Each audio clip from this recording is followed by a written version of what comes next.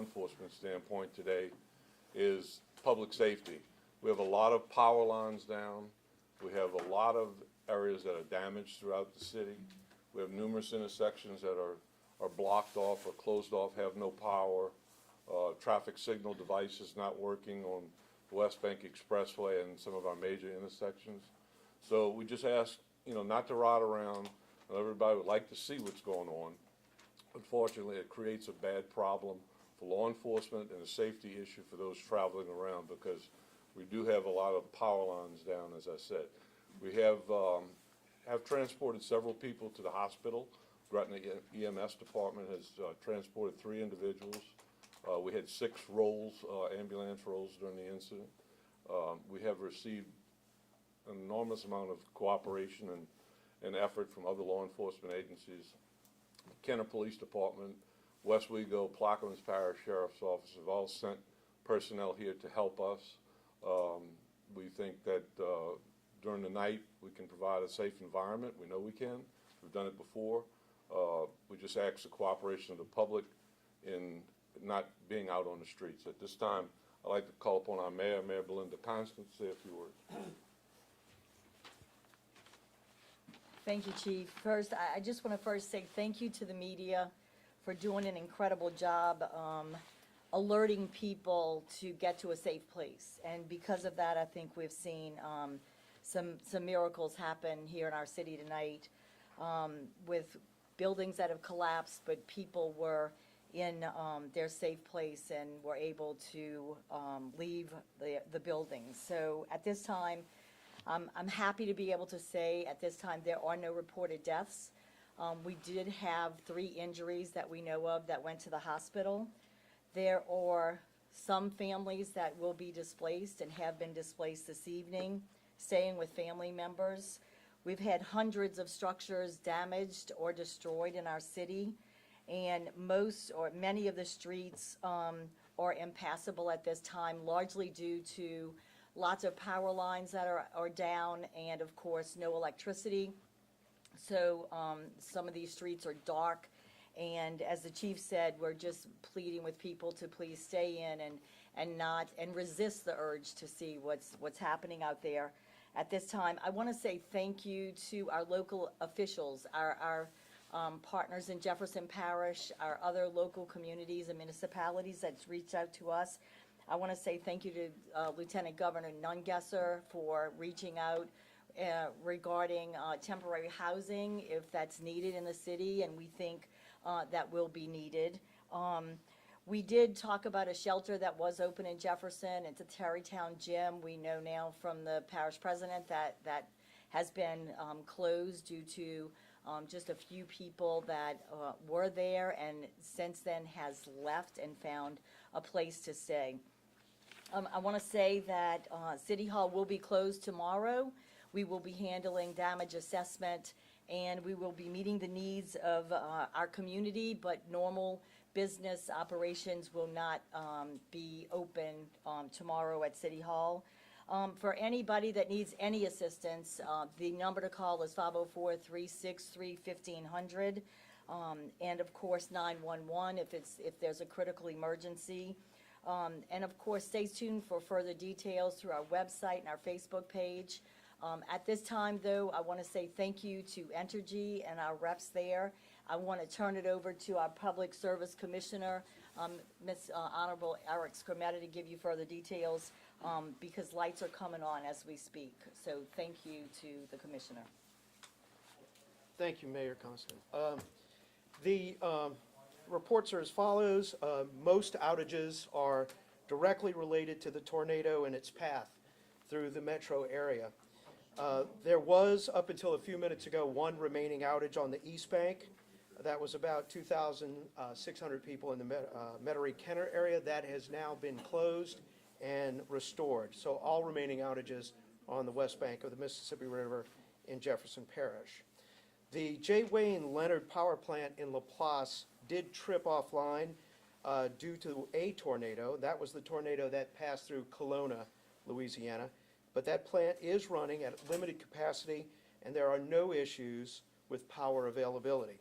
There is a redundant transmission line to that plant from the Little Gypsy plant, and the other one was damage that is a additional transmission line through the Bonnie Carey spillway, but the anticipation is that it is debris related, and that can be corrected tomorrow when they can access the Bonnie Carey spillway in the daylight hours.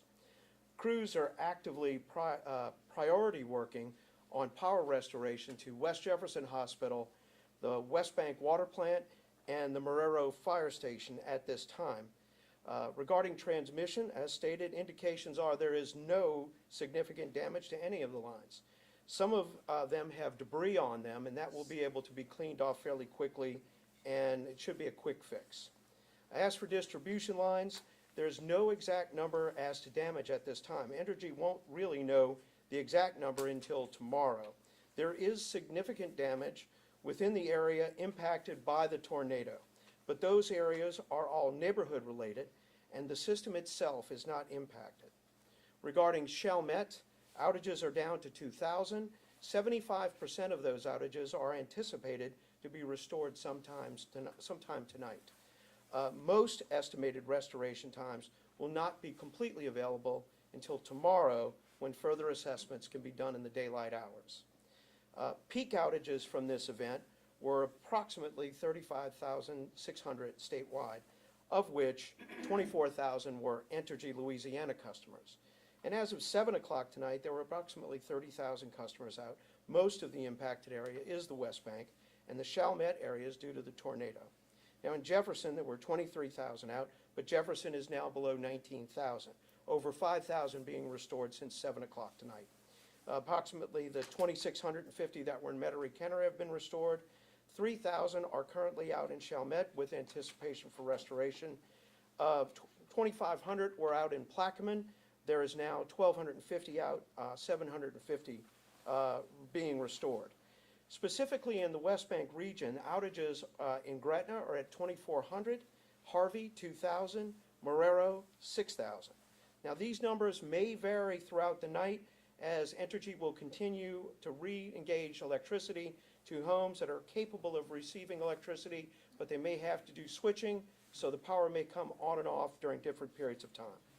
Now assessment and restoration activities are currently in progress, and safe restoration will continue throughout the night. Now additional distribution resources are being brought in to assist. The current responders in Jefferson Parish are approximately 125 personnel. Current responders in St. Bernard are at 65. 50 additional responders are being dispatched to St. Bernard in the morning, with an additional 85 responders being dispatched to the West Bank in the morning. More crews will be brought in as necessary to complete the restoration. The Gretna and Harvey substations are now electrified. They are working to get the breakers re-engaged where damages are isolated. Now there is no, as repeated before, there is no significant damage to transmission, but one transmission tower was taken down in North Louisiana from a tornado. Crews are being focused on the West Bank at this time, as significant as possible. There was a broader report than just Jefferson and Gretna, because District 1 is encompassing 11 parishes within my district, but I wanted to bring a broader message since the media was here and can carry that message out to the other parishes. Thank you very much. I'd like to hand this over to Council at Law. Sorry. To Arthur. Chief Lawson, please. I'm sorry, I was just asked to mention the intersections that are closed, the main intersections that are closed in Gretna presently are Stump Boulevard and the West Bank Expressway, Stump Boulevard in Franklin, Franklin and Kepler, Lafayette and 11th Street, West Bank Expressway in Delhon, and the West Bank Expressway in Derby. We're putting out light plants and have installed some some temporary stop signs at major locations as well.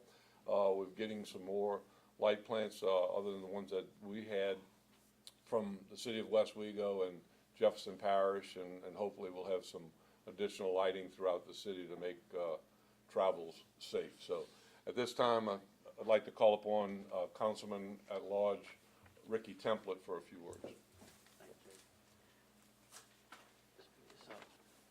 Thank you, Chief. And look, if you look behind me, you see some of the damage that has taken place through this weather event we had pass through. And look, we have weathered many storms, and we'll weather this one as well.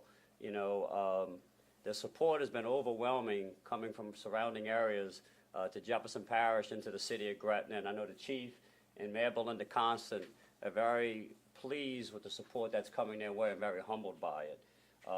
You know, I talked to President Cynthia Lee Shang just a little while ago. The parish commits support for all victims of this tornado and storm that came through to the parish as well as to the city of Gretna in trying to do a speedy recovery. And I promise you, we will not let grass grow under our feet to get people back in their homes. You know, Mayor Belinda Constant said earlier about the message that people received, especially here in Gretna, and the media did their jobs. Well, we can't repeat that enough. We had a woman that went into her bathtub and hid there during the storm and came out alive without any bruises or cuts on her because she listened to the media and the warnings. So it works, people. And we're very pleased to hear that. We have no fatalities in Jefferson Parish as a whole.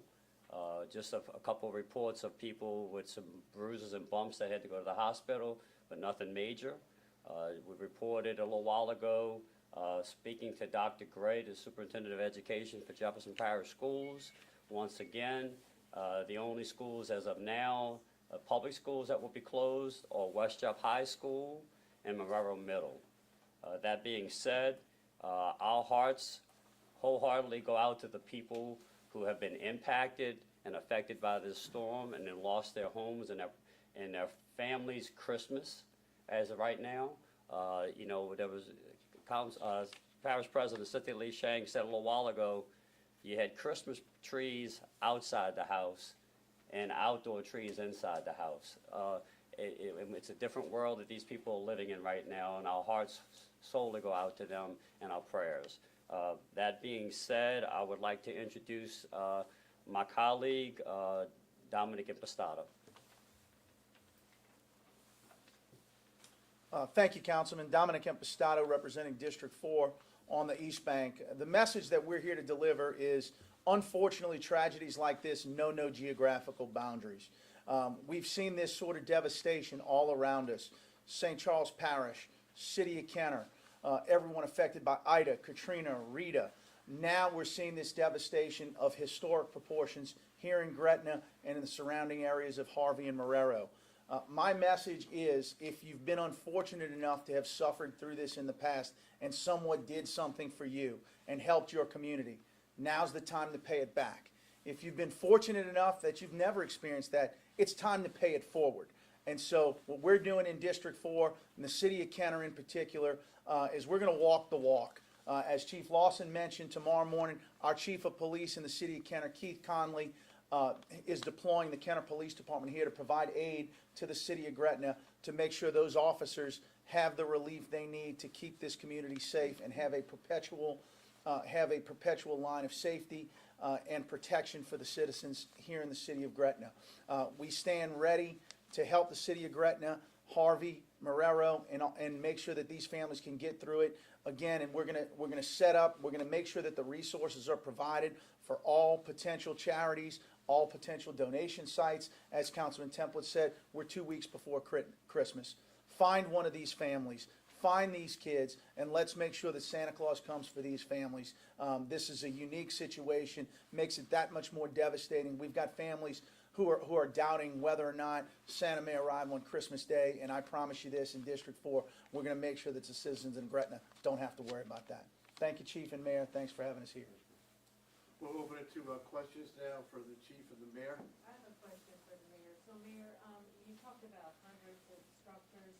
Is there any more specificity? Do you have a better number of how many homes and businesses? Unfortunately, when darkness fell, that's the best estimate we could give. We'll be out in the street at daybreak and be able to do a much better assessment based on daylight. When we talk about injuries, do we know the severity of those 3 people that had to be sent to the hospital? I don't. The chief may, our EMS transported them. The injuries were not severe. in most cases. Our EMS division has treated some people on the scene. The 3 that we transported to the hospital was nothing very serious, fortunately, so we were very lucky.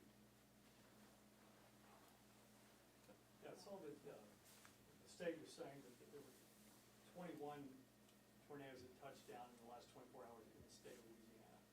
Do we know how many tornadoes touched down in the city of Gretna? And do you know when the National Weather Service will be on the ground here to do their site surveys to determine how strong these tornadoes were?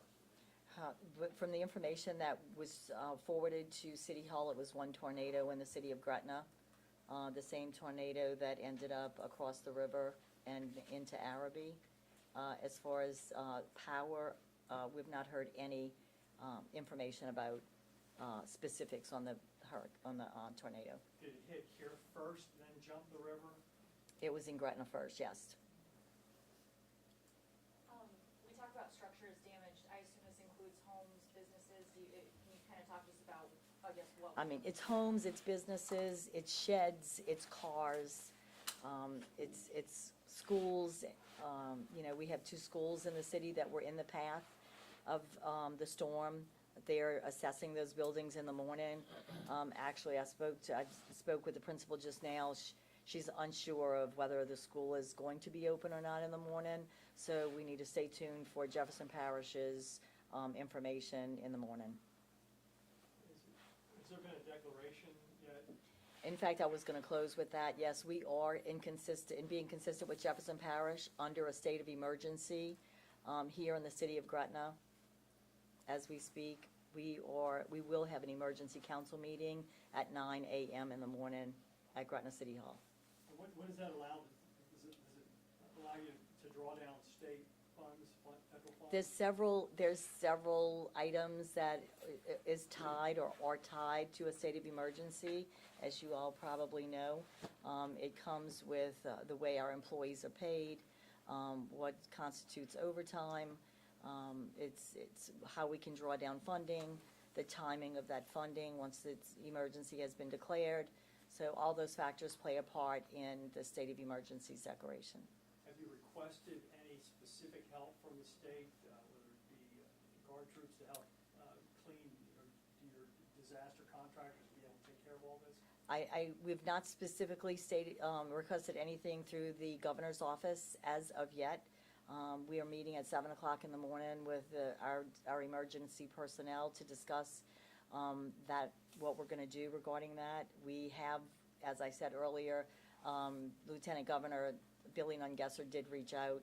I know that there's already emergency items that are being discussed at the state level, one of them being housing for sure.